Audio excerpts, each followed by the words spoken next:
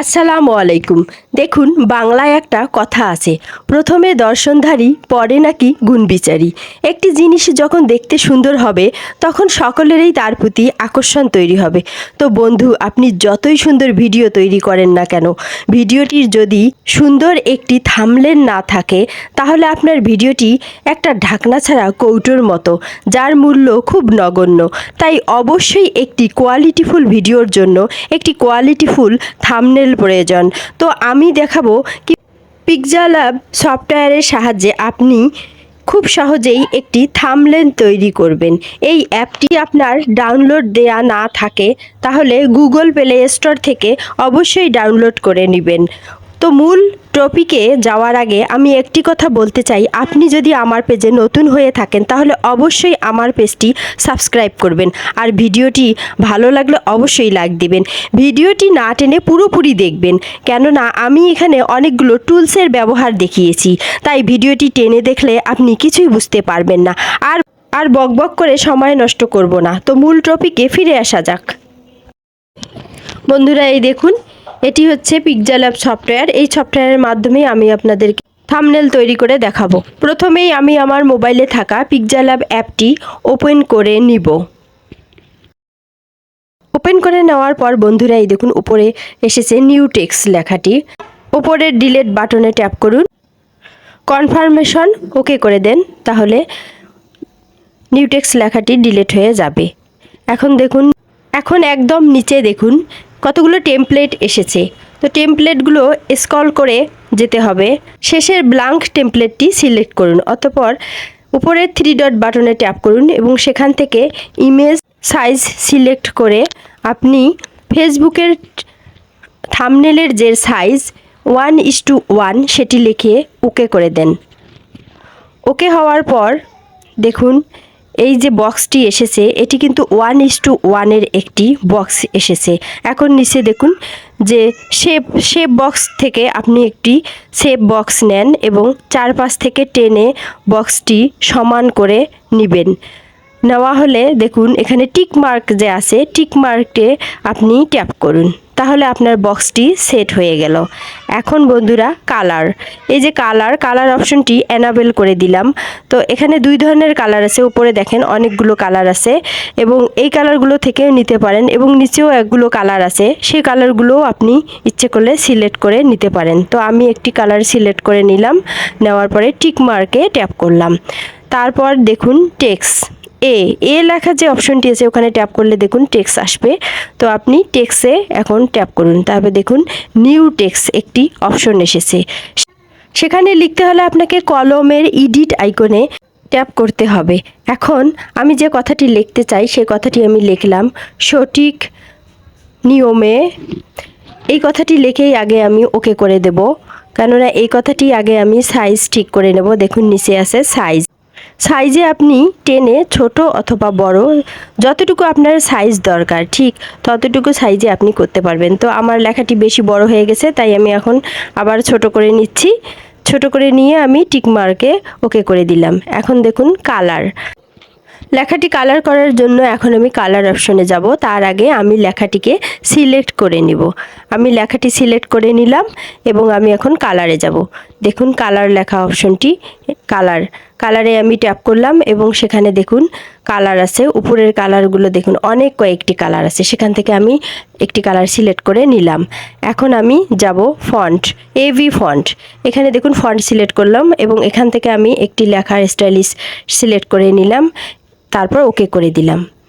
তারপর এখন আমি যাব ব্যাকগ্রাউন্ড, লেখার ব্যাকগ্রাউন্ড সেট করব, এনাবেল করে দিব আমি। অর্থাৎ আপনি আপনার লেখার পিছনে যে কালারটি দিতে চাচ্ছেন সেই কালারটি আপনাকে সিলেক্ট করতে হবে। তো এনাবেল করার পর দেখেন কালার আছে, এখানে আমি একটি হালকা কালার সিলেক্ট করে দিলাম। দেওয়ার পরে টিক মার্কে ওকে করে দিলাম। নিচে আবারও টেক্সট আইকনে ট্যাপ করলাম এবং এডিট অপশনে ট্যাপ করলাম। এখন নিউ টেক্সট একটি যে বক্স এসেছে সেখানে আমি আবার টাইপ করব ফেসবুক পেজ।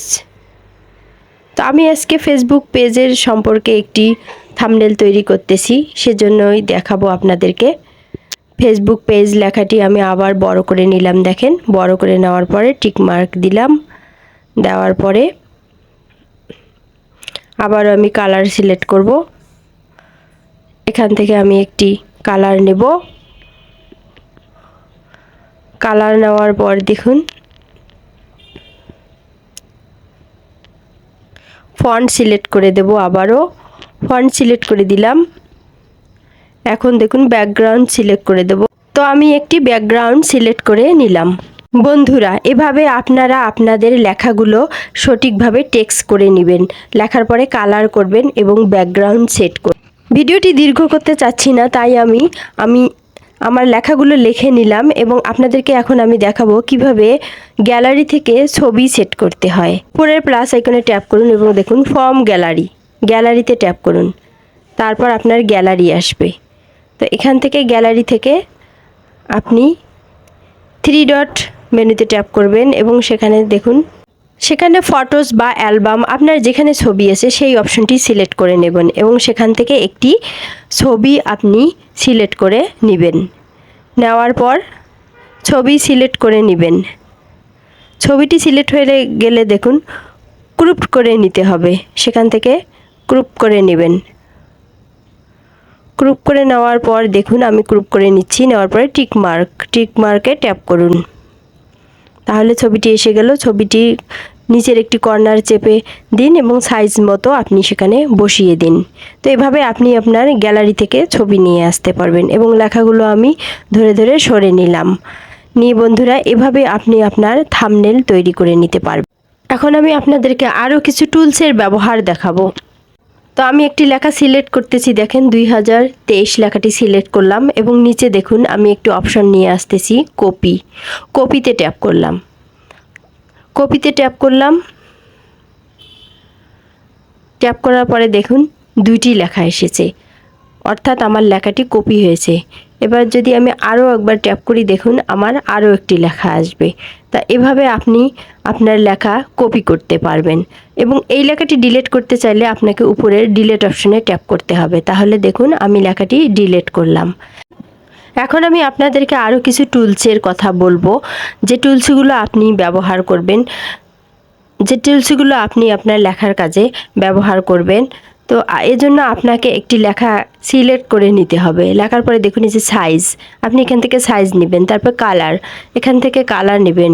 তারপর বন্ধুরা দেখুন রোটেট, আপনি এই রোটেটে ট্যাপ করলে রোটেট হয়ে যাবে আপনার লেখাটি। দেখেন এই দেখুন ডান বাম আপনি যে পাশে রোটেট করবেন সে পাশেই আপনার লেখাটি রোটেট হবে। তারপর টিক মার্ক দিলে হয়ে যাবে। তারপরে দেখুন এখন দেখুন এবি ফন্ট, এখান থেকে আপনি আপনার লেখার ফন্ট নিতে পারবেন। তারপর স্টাইলে দেখুন ইটালিক বোল্ড, এই যে আপনি লেখা সিলেক্ট করে বোল্ড করলে আপনার লেখাটি বোল্ড হবে এবং আইএ সিলেক্ট করলে ইটালিক হবে। তারপর টিক দিয়ে নিতে হবে। তারপর দেখুন ব্যাকগ্রাউন্ড সেট করে নিতে পারবেন। এরপর বন্ধুরা দেখুন আরও আছে, দেখুন শ্যাডো দিতে পারবেন। আপনারা আপনাদের লেখার মধ্যে শ্যাডো দিতে পারবেন। দেখুন শ্যাডো সিলেক্ট করে টিক মার্ক দিলে আপনার লেখাটি শ্যাডো হবে। এভাবে আপনি আপনার লেখার মধ্যে শ্যাডো দিতে পারবেন। তারপর দেখুন 3D রোটেট, এই 3D রোটেটও আপনি ব্যবহার করতে পারবেন। তো এখানে বিভিন্ন ধরনের টুলস রয়েছে, যে টুলসগুলো আপনি বিভিন্নভাবে ব্যবহার করতে পারবেন। আপনি এই সফটওয়্যারটি দিয়ে সুন্দর একটি থাম্বনেল তৈরি করে নিতে পারবেন। তো এখন আমি আপনাদেরকে দেখাবো এই সফটওয়্যারে কিছু টেমপ্লেট আছে, যে টেমপ্লেটগুলো আপনি ব্যবহার করতে পারবেন। আমি আপনাদেরকে দেখাচ্ছি সেই টেমপ্লেটগুলো। দেখুন আমি ব্যাক করে গেলাম। দেখুন এই যে টেমপ্লেটগুলো, এই টেমপ্লেটগুলো আপনি ইচ্ছে করলে আপনার থাম্বনেলে ব্যবহার করতে পারবেন। এখন আমি দেখাবো কিভাবে এই থাম্বনেলটি আপনি সেভ করবেন। তো এজন্য আমাকে এই টুলসে ট্যাপ করলাম এবং সেখান থেকে সবগুলো লক করে নেব। লক করে নেওয়ার পর নিচে টিক দিলাম এবং নিচে টিক দিলে দেখুন ফাঁকা ঘরগুলো এসেছে। সেই ফাঁকা ঘরগুলো আমি আবারও টিক দিলাম। টিক দেওয়ার পরে আমি আবারও ব্যাক করলাম। ব্যাক করলে এখন দেখুন যে উপরে তীর চিহ্ন আছে, এই তীর চিহ্নতে আমি ট্যাপ করলাম এবং এখানে দেখুন এই অপশনে আমি ট্যাপ করার পর আলট্রা লেখা আছে, আলট্রা লেখাটি সিলেক্ট করলাম এবং তারপরে সেভ টু গ্যালারি। তো আমার ইমেজটি সেভ হয়ে গেল। এভাবে আপনারা আপনাদের থাম্বনেইল সেভ করে নেবেন গ্যালারিতে। তো বন্ধুরা, আমার ভিডিওটি কেমন লাগলো? ভিডিওটি ভালো লাগলে অবশ্যই একটি কমেন্ট করবেন এবং লাইক দিতে ভুলবেন না। আর আমার পেজটি অবশ্যই সাবস্ক্রাইব করবেন। খোদা হাফেজ।